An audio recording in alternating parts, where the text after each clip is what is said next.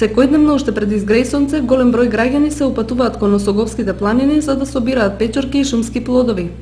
Најраспространети и најбарани се врганот или сичарата, кои подеднакво ги има и во дабовите и во буковите кории. Највештите собирачи дневно можат да соберат и до 20 кг врган, но такви се малкумина. Во просек се собираат од 5 до 10 кг. Откупу иде нормално, меѓутоа сега се намалија количините поради високи температури.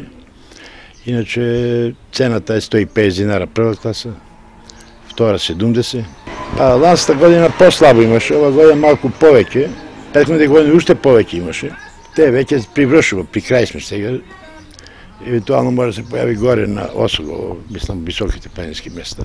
Од временските услови зависи, нема дожд, нема суша е, и многу топло е.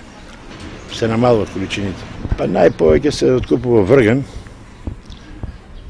лисичара, јајчарка. Собирачите не се задоволни од откупните цени, кои зависно од класата се движат од 100 до 140 денари за килограм, иако истите се променливи. Велат дека откупувачите држат ниски цени за повеќе да профитираат. Затоа многумина се одлучуваат да ги сушат собираните печорки и да чекаат подобри откупни цени.